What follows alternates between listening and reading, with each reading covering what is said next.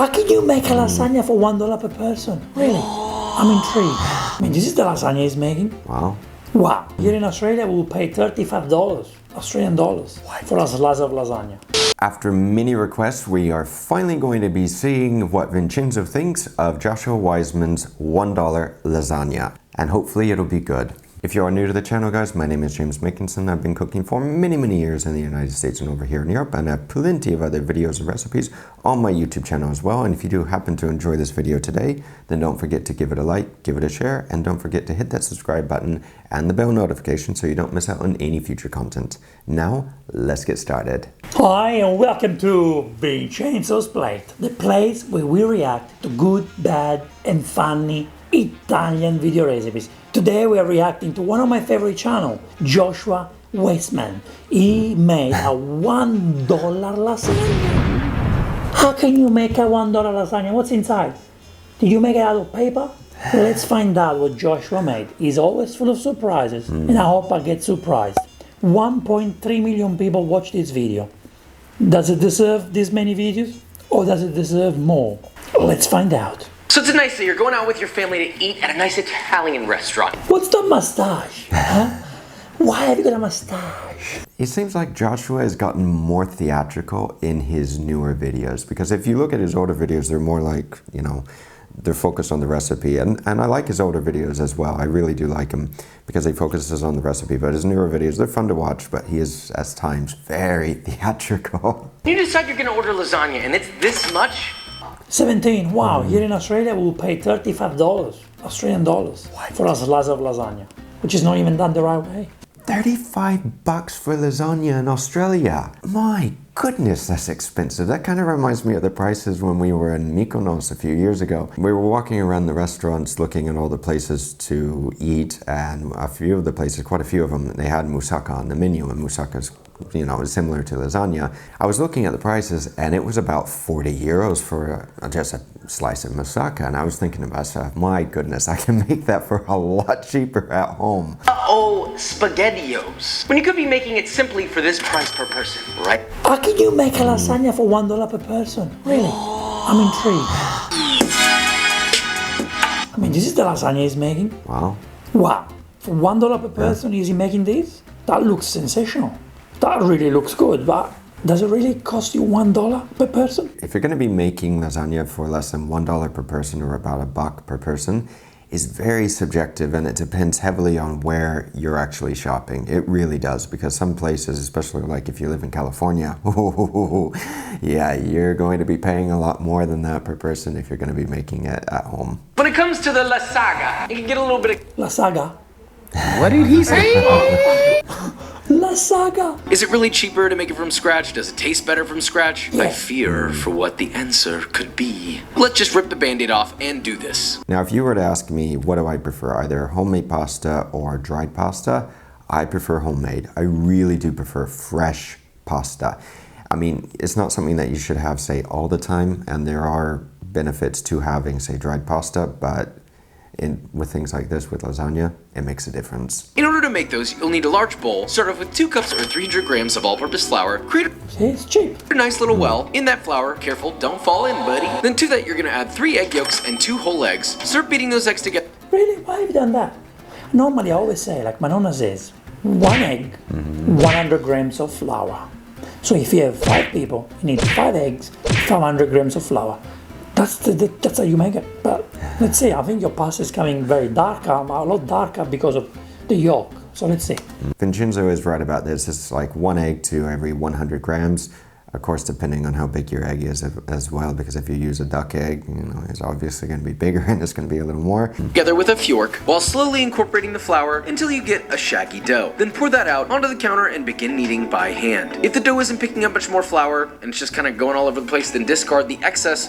I was going to say, you did use lots of flour, my friend. I don't know who gave you the recipe for the pasta, but next time, come to Vincenzo's Plate if you want to learn how to make pasta, like my nonna. You tell him, Vincenzo. Actually, Vincenzo, you may want to show him how to make pasta. It would be good. Now from those sheets, measure them up to match the length of a 9x13 pan, cut those segments in half or thirds depending on their width, lengthwise, to get yourself a total of about 10 to 12 sheets. That's really it, they're ready to boil. So with all that being said, the pricing of the homemade pasta comes out to this right here. Now, Beautiful, bellissimo, bellissimo. let's boil one of these along with the store-bought version and decide if this is the cheapest and best tasting option or not. We did the math. It turns out that this goes for this price right here. And this is sort of like in the $1.50, $2 range. So it's almost identical, give or take. Now again, this can be subjective because making homemade pasta can be a lot cheaper. It can be a lot more economical, especially if you're making it in bulk. You're making like a lot. However, you also need to take into consideration if money is really like that important and you have to keep your expenses down, how much does the water cost to cook the pasta and the electricity as well? Or if you're using gas, how much does it cost? All these things adds up with the food costs. It all adds up. So then it comes down to the quality of flavor. Okay, store-bought, it's got good chew, and it tastes like pasta. People always say, oh, there's no difference between store-bought and fresh pasta. Wrong! Again, for me, fresh is best. If you haven't done it, give it a try. You may actually be surprised. You can't beat the flavor of homemade. Homemade, it's best. Come on, tell me that, please, Joshua. You're all lying to yourselves if you keep saying that. I'm sick of hearing it. There is a difference, but there's a caveat. The caveat is this. This ain't cheap, and neither is this. You don't have to use that, my friend. You can just buy a pasta machine. And let me tell you, you don't have to spend $100. You can buy a cheap $20 pasta machine. Maybe won't last long, yeah, but if you make pasta 2 or 3 times a year, that cheap pasta machine does the job. But let me tell you, 3 times a year, you're gonna have a marvelous experience. If you do spend the extra money on the proper equipment to make pasta at home, fresh pasta, it can like really help you speed up not just productivity and the amount that you can make, but it makes your life a lot easier. If you have to make a roll of pasta by hand, it's a lot of work, like a lot of work. It's good exercise. You think of it that way. It's very good exercise. Flavor, time, effort, money spent. This is always going to be your cheapest option. This is the best flavor. Flavor or cheaper option? Really? What do you want? Lasagna? You don't have lasagna every day. When you have it right. As with most dishes and with cooking, you can cut corners to make it a little easier and to make it a little quicker. So if you don't want to put the extra time and effort it does take to make fresh pasta, you can just buy normal pasta sheets to make lasagna. However, if you want to do a little production ahead of time, you can make the lasagna sheets, say a day or a couple days or a week or so ahead of time, freeze them, and then use them.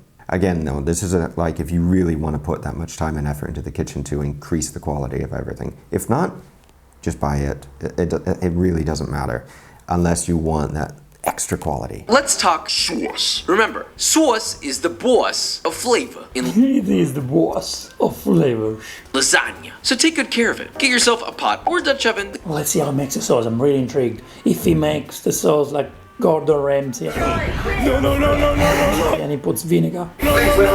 I'm gonna stop this video and I won't watch this guy ever again. These 5 quarts and heat up about 2 tablespoons or 30 grams of vegetable oil over medium-high heat. Vegetable oil? Really?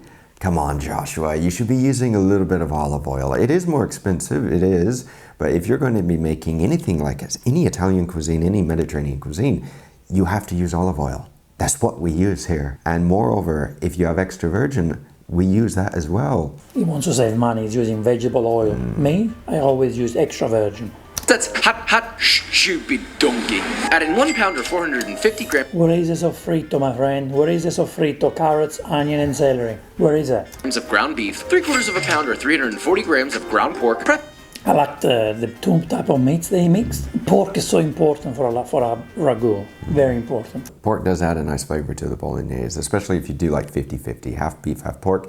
But pork, it does have a different texture and a different flavor. So, well, if you can't eat pork, that's fine. If you want to omit it, if for whatever reason you can't eat it, religious reason or anything, you can omit it and just use beef. That's fine. Flip and sear on the other side for about 2 to 3 more minutes. Then using a potato masher, mash all of that until it's very fine. Transfer Beautiful, great technique. that to a separate container, add a touch more oil if needed, then add 5 cloves of garlic thinly sliced. I don't think Vincenzo's gonna like garlic in this. Reduce the heat to medium and let that cook, stirring occasionally until the Do you know that in Italy, especially in Bologna and everywhere in Italy, they never put garlic in a lasagna?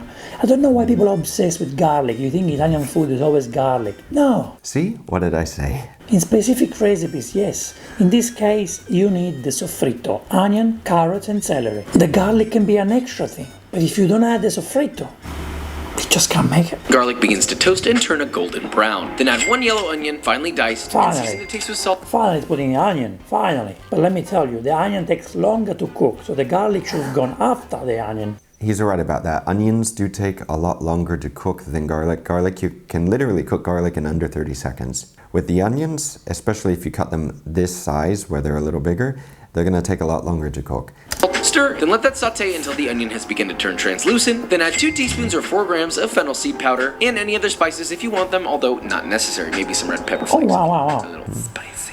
Yeah, I like those flavors, very nice. That spicy flavor, yeah? Stir that together and saute till And when you get those dry flavors, it's cheap. It's possible to make a cheap lasagna. Fresh ingredients are best, so if you actually have a herb garden, and it doesn't cost much, especially if you have the garden going, you can add fresh ingredients to this. If you don't know the difference, or if you haven't tried the difference between adding, say, fresh thyme, rosemary, basil, whatever it may be, to a sauce or a dish, compared to dried, you're gonna be in for a big shock. add 1 6-ounce can of tomato paste, stir and let that cook until it begins to caramelize and stick to the bottom of the pan, about another minute. Then add 1 28-ounce can of crushed tomatoes, stir that in, and then add your meaty man back, stir again, there's a lot of stirring here, and let that simmer and reduce for 5 to 7 minutes, or until slightly thickened. Guys, I have to say, the sauce looks fantastic. He didn't put the vinegar, he didn't put the Worcestershire, come cazzo si chiama sauce. This looks beautiful. Well done, Joshua. Well done for not watching Gordon Ramsay ragu. No. Well done. Now you can make a quick bolognese at home, you can make a very quick one if you want. However, if you do cook this for like an hour or more and you allow all the ingredients to really cook down and for everything to cook down, it can become such a delicious sauce. It really can. And it tastes with salt and pepper, and that is your saucy little guy. Bellissimo. Next, in a medium Bellissimo, easy. Is that ricotta? bowl, add 15 ounces or 425 grams of ricotta. So many Americans use ricotta. I don't know where this ricotta thing came from. It's true, we do actually tend to add ricotta to lasagna in the US quite a bit, but the thing is that not everybody likes a bechamel sauce. Yes, some parts of Italy use ricotta in the lasagna. Yes, I like it. But you know, you're looking at buying ricotta. What is that? For that little thing, probably you pay what, $2, $3? You're looking at an extra expense in this case for ricotta that you don't really need. You can make bechamel sauce a lot cheaper. Now there are 5 mother sauces. Bechamel is one of these mother sauces, and it's still used quite a bit, at least over here in Spain, in France, and I guess in Italy as well. And it's a fine sauce to make, but you have to keep in mind there's no cheese to it. It's basically flour, butter, and milk. And just mix it with mozzarella cheese. You do not need that ricotta flavor in the lasagna. You don't. Season that lightly with salt and pepper, optionally some olive oil, but that's expensive, so don't do that. I'm Yeah, it is expensive. just being a silly man here. Then add in 1 whole egg and whisk all that together until smooth and homogeneous. Yeah, see what you just did there? Bechamel, please, bechamel. Now for the cheese, just mix together 8 ounces or 225 grams. Oh, he's using dry mozzarella and he shaved it, grated. Fantastic. Do not buy fake plastic shredded mozzarella, please. Of grated mozzarella. You can get a Bellissimo. cheap block for about $2 and just Oh, wow, $2 in America. Wow, in Australia, you're looking at $7, $8 for a small block. $7, $8 for a small block of mozzarella in Australia. Yeah, that's pricey. grate the whole thing. Then mix that with a 1/3 cup or 80 grams of Parmesan cheese. Parmigiano. Parmigiano Reggiano. Parmigiano Reggiano. Bravo. Parmigiano Reggiano Bravo. is the best option. If you can get really good Parmigiano, you should use it. Or even if you have Pecorino. Pecorino is the cheese. Don't say it. Don't say it. Pecorina, there's nothing wrong with pecorina. It means a kind of woof woof style. You need to be careful because What if you you go in order? Italy and you ask for pecorina, you're gonna get it. So stick with the pecorino. the one we don't know. But you should choose a cheese that's like Parmigiano or one of the, Parmesan cheeses. Guys, let me know down below, what is your favorite cheese, or what are your favorite cheeses to use when making lasagna at home? Do you use Parmesan? Do you use actually Parmigiano Reggiano? Do you use mozzarella, ricotta? Let me know down below which are your favorite cheese combinations. Just buy a Parmigiano, huh? Please, do yourself a flavor. But that is the cheaper option and it costs this much, so. At least he's honest. Very true. At least Joshua was honest about it. But again, like, everything is very subjective. I mean, maybe it doesn't cost that much to buy actual Parmigiano where you live. In other places, it does. So if you can get it, get it. If it breaks the piggy bank, you may need to think about it. I don't control the market price of Parmigiano, okay? But I wish I did. Call me the Parmigiano Kingpin. Assembly I wish you were the Parmigiano Kingpin. is ridiculously easy, and people get tripped up about it for no reason at all. Normally I don't put cheese on top of my lasagna, even though I've done it in the past. Still do it sometimes, but this looks good. And I like the way the crust is burned. That's beautiful. Very true. It does look like you did a good job. Very good. Joshua normally does do a good job. First, put 1 cup of sauce at the bottom of a 9x13 baking dish, spread it edge to edge. From there, add 2 to 3 The reason why you put the sauce at the bottom is so it doesn't get stuck. Because the pasta can get stuck. You don't want to lose that bottom layer, Probably put too much sauce, but it's alright. sheets of lasagna depending on their width, so that it also goes edge to edge, such as this. It is important to have, to close every gap. You don't want gaps in between lasagna. So yeah, we did a good job. Very true. You don't want gaps when you're making your lasagna, and you may have to break some of the pasta sheets if, just to make everything fit, so you can fill in the gaps as well. On a third of your ricotta mixture, spread it out, followed by a third of... Imagine you had bechamel sauce there. And what I would recommend to do first is to actually put the sauce on top of the pasta, so that pasta is covered, and then it's easier to spread all the ingredients. But that's what you want to do, that's what you do. For your cheese mixture, then next up, another cup of sauce. Spread that brother out, 2 to 3 more lasagna sheets. Minimally, you want to get at least 3 layers when making lasagna, so at least 3 layers of pasta. The next third of your ricotta mixture, the next third of your cheese, another layer of sauce, more lasagna sheets. Something that I just thought about. I was recently seeing Gino, and well, he was trying to pronounce pasta sheets, or he was trying to pronounce sheets. It's funny. Take a look. Prepare yourself a tray with a little bit of parchment sheet underneath. This is going to be shit all the way. So, there's any other word for this, so then I can use? Just a sheet. Just a sheet. Just saying So, it correctly will do it. You roll out the sheet until more or less the same size of this other sheet. So your remaining ricotta, and this time another ladle, which should be a glass ladle of your sauce. Then finish with the rest of your cheese. If you want or need more cheese, feel free to add it, but that's gonna cost you extra, son. Then add some Come on, don't be a ass. some greased foil on top of your baking tray, dish, whatever the hell they're called. Don't know what to call a casserole dish. It kind of reminds me when watching Jack's Cooking, they were calling a gastro a bucket. And then you're gonna pour that in your big bucket. It's a bucket, isn't it, that you use to cook things in. Wrap it tightly and pop it into an oven preheated to 375 Fahrenheit for 25 minutes, then uncover it and cook an additional 30 to 35 minutes. Oh wow, that's why you get that crust. I normally do 10 minutes uncovered and I get that beautiful crust. 30 minutes, that's what you get? I have to try next time. The only thing is I don't put cheese on mine.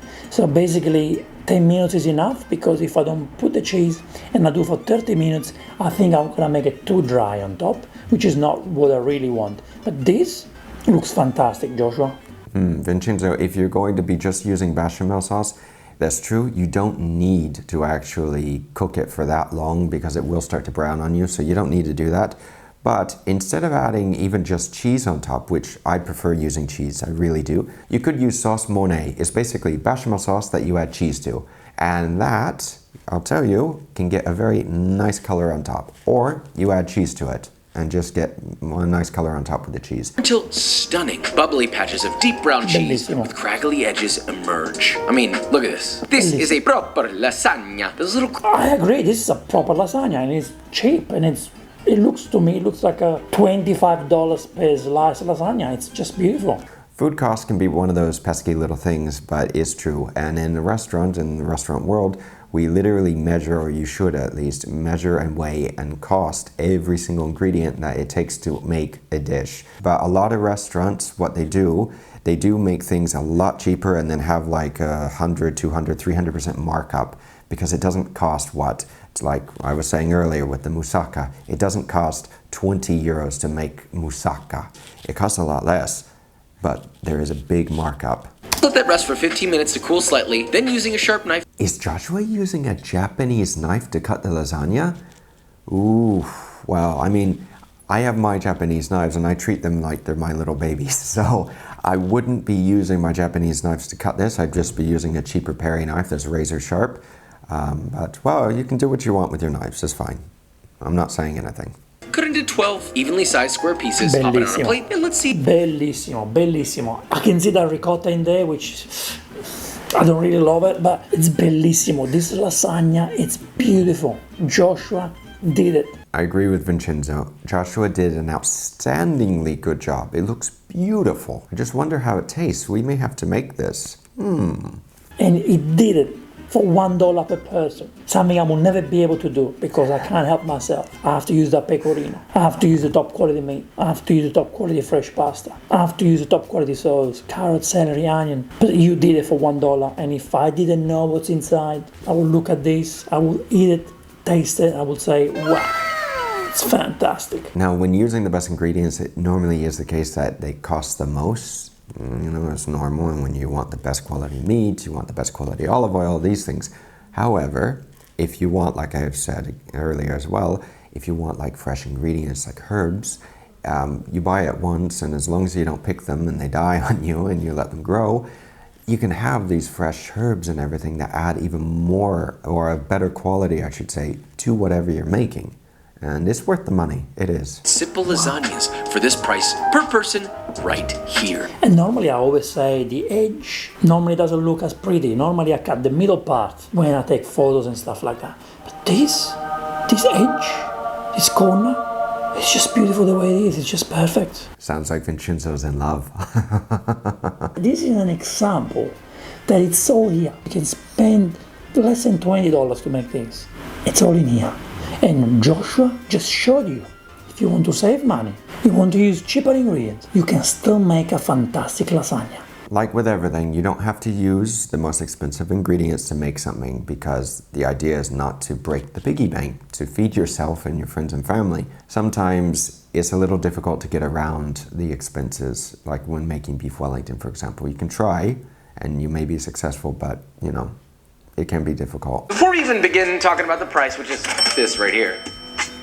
Very nice. It just looks beautiful. Bellissimo, Joshua, bellissimo. Every layer into the cheese, the meat, the caramelized tomato sauce. I mean, this is better. I'm so proud you didn't put Winchester sauce. I don't know how you say it, Winchester sauce. A little bit of Worcestershire sauce. Nobody really knows how to pronounce it. Or vinegar in that meat. Well done. Any average lasagna, and yet it is less expensive than most lasagna. Where did you learn this from? Lasagna. Sounds like he's saying moussaka. Let me know, guys, do you prefer moussaka or do you prefer lasagna? Let me know in the comments. I want to invite you to my channel. I want to do a video with you, Joshua. Please invite me to your house. We're here to learn. We're here to have fun. We're here to share happiness. And Joshua, he does that. I have to admit, in this video, I saw maybe a few little things that I could, well, critique with Joshua, but again, he always does do a very good job. The one thing I like about Joshua is that he's a perfectionist. So if he does do something wrong, he fixes it and he tries to correct it to make himself even better and to make the dish even better. And this is what I like. And this lasagna honestly looks like a delicious lasagna, and I think we may have to make Joshua's recipe to rate it, because I have a very good lasagna recipe which I need to share with you guys, but we may make Joshua's to see how good it is. In any case, guys, if you did enjoy this video, then be sure to give it a like, a share, and don't forget to subscribe. And Vincenzo, if you did see this, I hope you did enjoy my review of your review of Joshua's, and maybe this next year we can collab. I'll go to Australia, who knows, or you can come here to Spain. You're more than welcome to. In any case, guys, be sure to check out this next video coming up here next, and I will see you again very soon. Until then, take care, and I wish all of you a happy new year.